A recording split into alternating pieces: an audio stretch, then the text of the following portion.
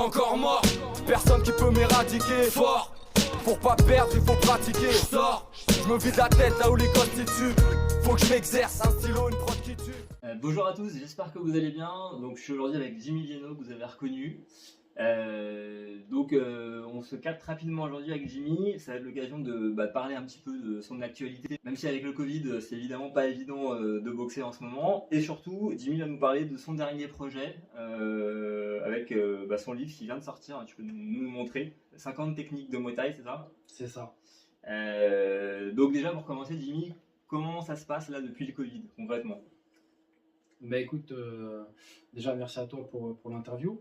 Écoute, depuis le Covid c'est très compliqué, niveau financièrement, niveau sportivement, c'est vraiment très compliqué, mais bon on essaye de s'en sortir un petit peu, de toujours travailler, toujours truc, donc sur d'autres projets.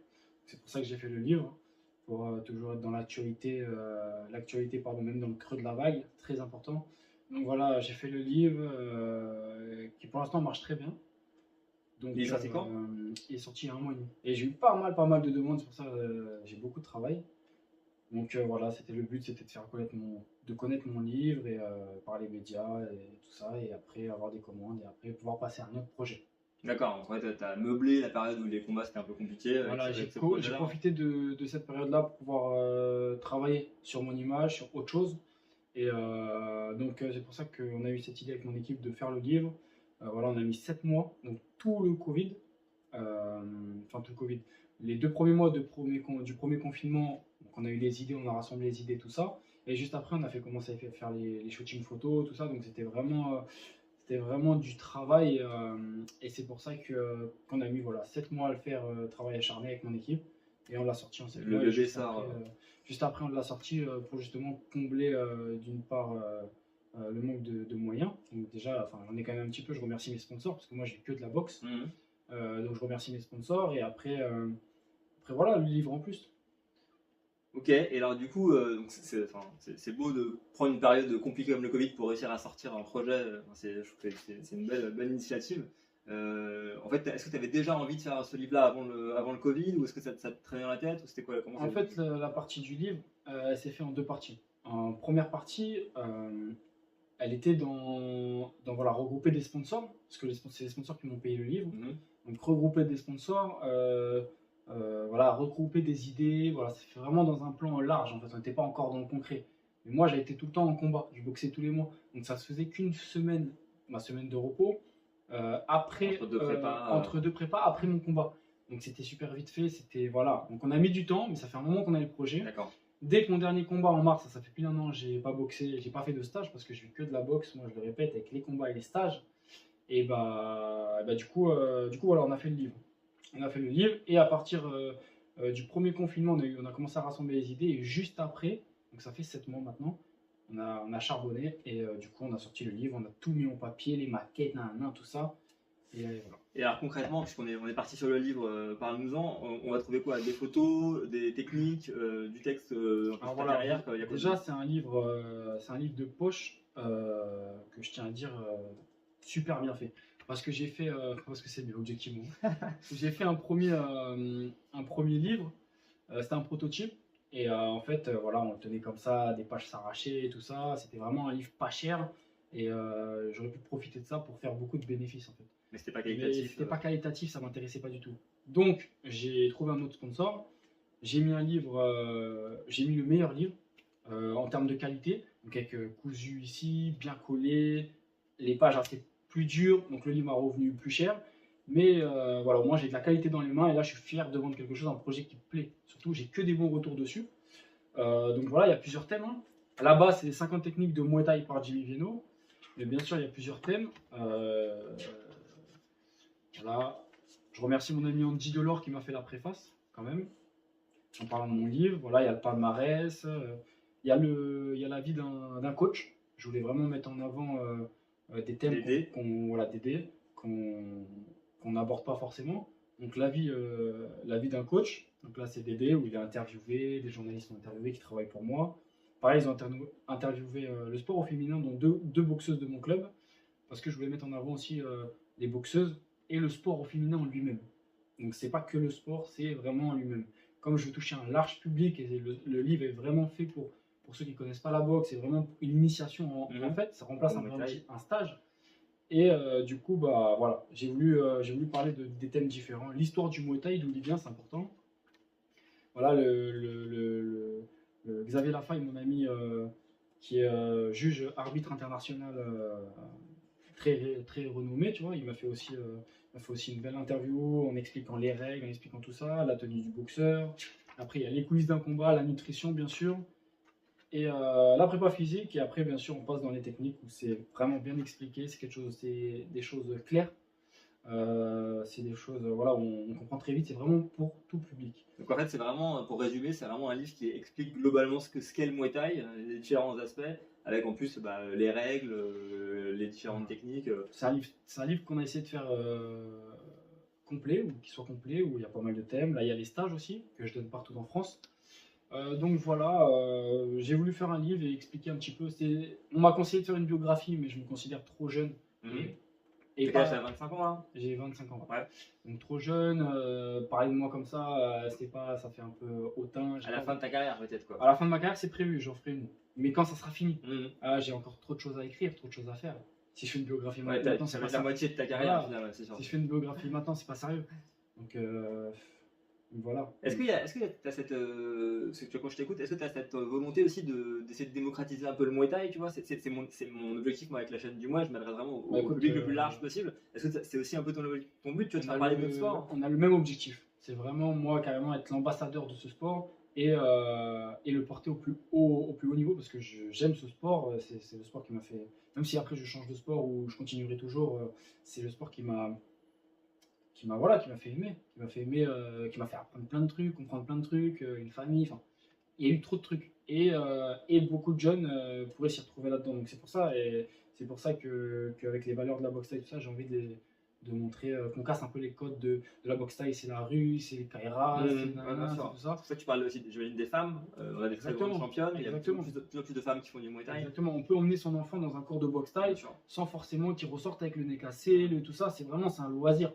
C'est un sport avant tout, on est là pour se défouler, pour les amateurs, pour les jeunes. C'est vraiment un défouloir, comme ça on est tranquille dans sa tête, on rentre à y travailler, je sais pas où. Mais au moins, c'est vraiment, voilà, c'est casser les codes du truc. Tout le monde peut rentrer dans une salle de boxe, taille. À tout âge. De toutes les boxes, tous les sports de combat, mais de boxe taille, parce que dans les gens, ils pensent que c'est dur, c'est très très dur, et que surtout, il n'y a que des brudes et tout ça, alors que pas du tout. Donc voilà, casser les codes, et c'est ce que j'essaye de faire. Donc là, premier projet, et après, je le dis souvent dans mes interviews, donc voilà, c'est le but, hein. Vraiment. Faire connaître le Muay Thai, ça c'est plutôt cool, hein. Effectivement, j'espère qu'on va entendre parler de plus en plus. Je t'ai entendu parler de plusieurs sports. On t'a vu en K1, tu te caches pas que là, tu devrais éventuellement faire un peu du MMA un jour, même si tu ferais toujours du Muay Thai. Moi, c'est ce que j'ai compris de notre dernière discussion, c'est que tu te vois quand même durant toute ta carrière continuer à faire du Muay. Du coup, est-ce que le K1 là, tu as envie de passer la seconde, tu prends toutes les opportunités, le MMA, tu y penses, c'est un peu plus concret, tu as commencé le sol? Le kickboxing, j'ai beaucoup de combats maintenant en kickboxing, j'ai fait des combats contre les meilleurs mondiaux quasiment, donc je suis déjà lancé dans ce sport-là. Je suis bien classé, donc voilà. En boxe thaï, je suis numéro 1 mondial. En kickboxing, je suis bien classé, donc c'est sur le chemin. Donc ça, j'ai vachement entamé la partie K1, bien sûr. Voilà, la partie kickboxing, K1, j'ai vachement entamé ce côté-là. Maintenant, oui, bien sûr, je ne cache pas que le MMA, déjà, ça a toujours été un rêve. Et c'est l'avenir. C'est l'avenir. Quoi qu'on dise, c'est l'avenir. Malgré que je continuerai toujours à représenter le Muay Thai, mon sport, les valeurs qu'il inculque. Donc vraiment, voilà. Quand tu dis c'est l'avenir, tu considères que ça c'est un débat que j'ai souvent, tu penses que le MMA qui se démocratise en France, ça va prendre des parts de marché au Muay Thai, entre guillemets, ou comment tu vois le truc? Tu penses que ça va vraiment grossir? Non, je pense pas, mais je pense que voilà, la boxe thaï, c'est pas assez médiatisé en France. Rien que ça, donc c'est un gros problème. Je sais que la fédération fait tout pour pouvoir justement que ça rentre au JO, tout ça, et je les remercie de ce travail-là. Mais ça reste quand même une mauvaise image. Donc on est plusieurs, pas que moi, hein, il y en a plusieurs qui travaillent pour, comme toi, tu vois, qui travaillent pour la faire exploser, pour que les gens puissent, voilà, découvrir le sport. Et que ça soit plus reconnu. En France, c'est très important pour les gens qui galèrent, qui travaillent à côté, tout ça. Moi, ça va. Je m'entraîne 2 fois par jour, je suis professionnel, j'ai été assez vite. Et pour tous les autres, comme plein dans mon club, tous les autres, quand je fais des tours dans les salles, Bien dans sûr. les stages, Il y a beaucoup de pros Travail- qui travaillent à côté. ils travaillent à côté, les professionnels, ils travaillent à côté. Voilà, ils ont une vie de famille, c'est vraiment compliqué alors qu'ils ont une passion. Tu vois, c'est beau de vivre de sa passion, mais c'est très dur. Et justement, ça peut être un petit peu plus facile avec des gens comme toi, comme moi, comme la Fédé, comme voilà, qui essayent de monter le sport au plus haut niveau. Ouais, et puis le MMA, je pense, arrive et fait déjà beaucoup de bruit. Donc, Le MMA, voilà, est passé devant, c'était déjà un gros buzz ailleurs. Là, il est venu en France, c'est sûr que voilà, en plus, les MMA, c'est des fighters professionnels. Mm. Nous, on est promotionnels. bien C'est sûr, pas pareil. bien sûr, bien sûr. Nous, on est promotionnels, donc déjà, on est un peu.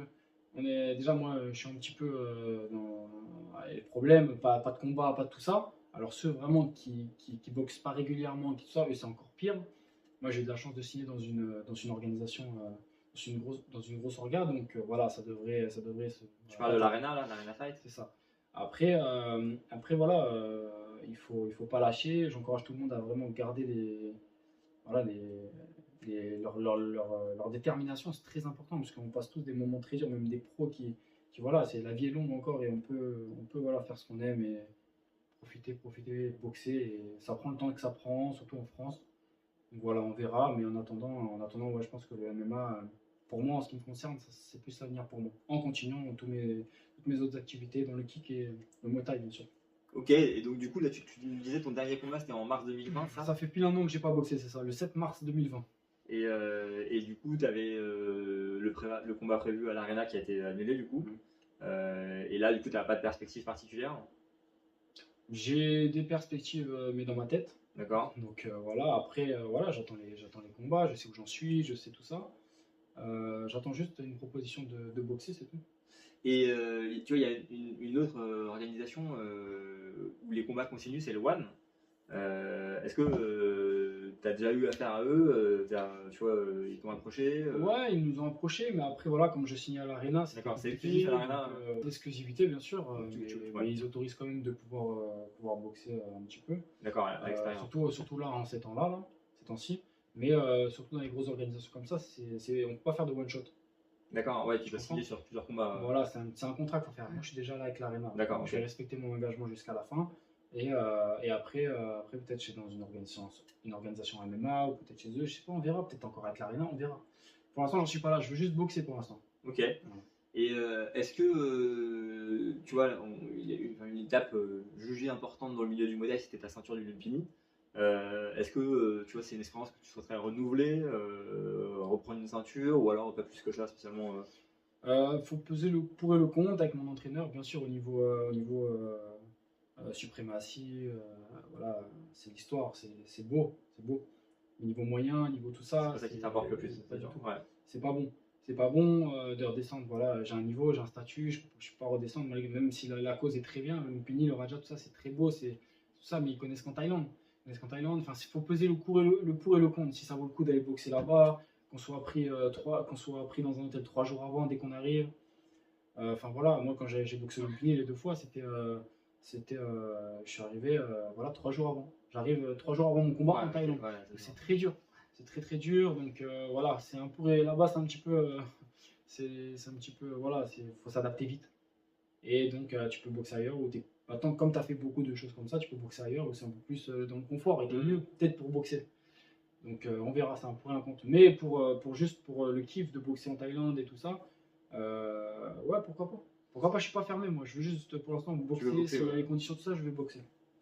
Et une autre question, je pense que beaucoup de gens se posent, il y a un combat qui a été annoncé, c'est le combat avec Youssef Boukelem.